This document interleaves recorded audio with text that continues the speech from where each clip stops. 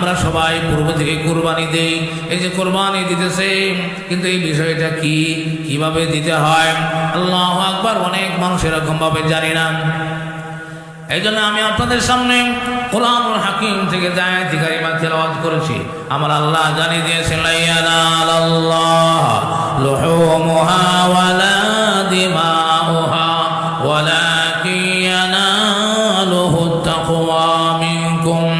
আমার আল্লাহ জানিয়ে দিয়েছেন, দুনিয়ার মানুষ এই আয়াত কারিমা কুরবানি সম্পর্কে আল্লাহ নাযিল করেন। কুরবানির সম্পর্কে নাযিল হলেও মুফাসসিরিনে কেরাম বলেন এই আয়াত কারিমার ভিতরে আল্লাহ রাব্বুল আলামিন যদিও কুরবানি সম্পর্কে নাযিল করেছেন, কিন্তু এই আয়াতের অর্থ ব্যাপক, মানে আল্লাহ রাব্বুল আলামিন আয়াতের শেষ অংশে বলে ওয়ালাকিন ইয়ানালুহুত তাকওয়া মিনকুম।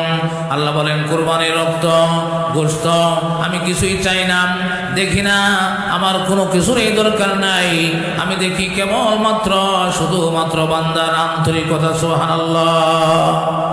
এই যে কুরবানি, আমরা অনেক সময় লাখ লাখ টাকা খরচ করে বিশাল বড় পশু কুরবানি দেই, এটা নিয়ে আলোচনা করি, কিন্তু আল্লাহ বলেন ওয়ালাকিন ইয়ানালুহুত তাকওয়া মিনকুম, আমি তোমাদের অন্তরে তাকওয়াই দেখি, অন্তরের অবস্থায় দেখি, অন্তরের অবস্থায় খেয়াল করি। এই বড় কুরবানি করে তোমরা কি দুনিয়ার লাভ চাও? দুনিয়াতে মানুষ তোমাদেরকে বড় লোক বলুক, দুনিয়াতে মানুষ বলুক উনি এরকম বিশাল বড় দানবীর, উনি এরকম প্রতি বছর বিশাল বড় বড় গরু কোরবানি করেন, তোমরা কি এইটাই চাও? না, মূলত আমি আল্লাহ পক্ষ থেকে, আমি আল্লাহ নৈকট্য চাও, এই অবস্থাটা থাকে অন্তরে। এই জন্য আল্লাহ বলেন আমি তোমাদের অন্তরের অবস্থা দেখি, বাহ্যিক অবস্থা দেখি না। মুফাসসিরিনে কেরাম বলেন কুরবানিও একটা ইবাদত, নামাজও একটা ইবাদত, রোজাও একটা ইবাদত, জিকিরও একটা ইবাদত, কোরআন তেলাওয়াতও একটা ইবাদত। আল্লাহ রাব্বুল আলামিন সমস্ত ইবাদতের মধ্যেই এই অবস্থাটাই খেয়াল করেন। সুবহানাল্লাহ। সমস্ত আমলের মধ্যে আল্লাহ এটা দেখেন না বান্দা কত রাকাত, 200 রাকাত না 500 রাকাত নামাজ পড়লো, এরকম ভাবে মক্কায় যায় হজ করলো, লাখ লাখ টাকা খরচ করলো, বিশাল বড় মসজিদ বানায় দিল, আল্লাহু আকবার 15, আল্লাহু আকবার 15 লাখ টাকা খরচ করেন, 2-4-3-4 কোটি টাকা খরচ করে বিশাল সুন্দর করে মসজিদ বানায় দিল, আর মানুষ তাকে এরকম ভাবে বললো না উনি বিশাল বড় দানবীর, আর অন্তরে অন্তরে তো সেটাই চাইছিল মানুষ আমাকে মসজিদের মালিক বলো, আমাকে বড় দানবীর বলো, এটা উদ্দেশ্য না, আল্লাহ সন্তুষ্টি উদ্দেশ্য। আল্লাহ কিন্তু এটাই দেখেন। এই জন্য সমস্ত ইবাদতের মধ্যে আমরা কখনো অন্তরের মধ্যে খেয়াল করব না যে আমি যে ইবাদতকারী এটা মানুষে দেখো, আমার অন্তরে যদি অহংকার আসে, ওই সমস্ত উদ্দেশ্য থাকে, তাহলে দেখা গেল আল্লাহু আকবার এগুলি পাওয়া যাবে, কিন্তু আল্লাহর সন্তুষ্টিও পাওয়া যাবে না। যে আমলের মাধ্যমে আল্লাহর সন্তুষ্টি অর্জন হয় না, ওই সমস্ত আমল দিয়ে কাল কিয়ামতের দিনও পার পাওয়া যাবে না। এই জন্য সম্মানিত হাজিরিন, আমরা বসছি আল্লাহর জন্য, প্রতি সপ্তাহে আসি আল্লাহর জন্য, কথা বলিও আল্লাহর জন্য, কথা শুনবো আল্লাহর জন্য। যে সমস্ত আমলগুলির কথা বলা হয়, এই আমলগুলি করব কার জন্য বলেন? আল্লাহর জন্য করব, আল্লাহকে দেখানোর জন্য করব, আল্লাহর ভয় অন্তরে রাখব।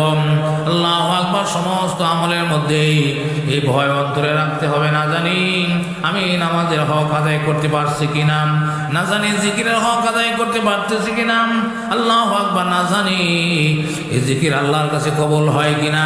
এই যে ভয়, এই ভয় অন্তরে যদি থাকে আর আশা থাকে যে আল্লাহ তুমি যদি দয়া করে কবুল করো, আল্লাহু আকবার, ভয় এবং আশা এই দুই জিনিস যদি ইবাদতের পাশাপাশি অন্তরে থাকে, তাহলে ওই ইবাদতটা যদি দুর্বল হয়, ত্রুটিও হয়, তাহলে আল্লাহ রাব্বুল আলামিন ত্রুটি মুক্ত করে কবুল করে নেন। সুবহানাল্লাহ।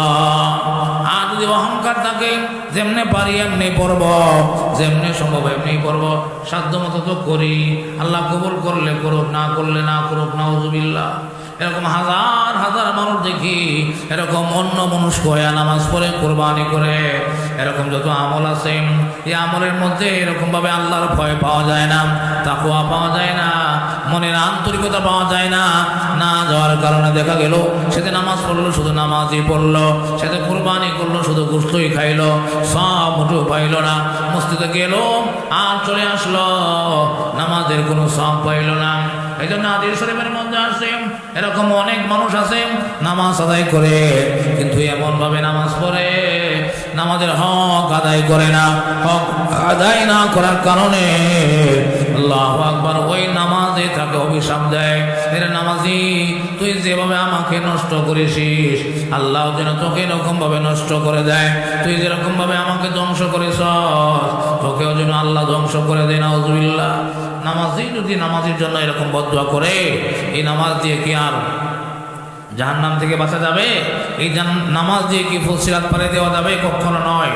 সুতরাং যেভাবেই হোক আন্তরিকতার সঙ্গে সমস্ত আমলের মধ্যেই আন্তরিকতা থাকতে হবে, আল্লাহর ভয় থাকতে হবে।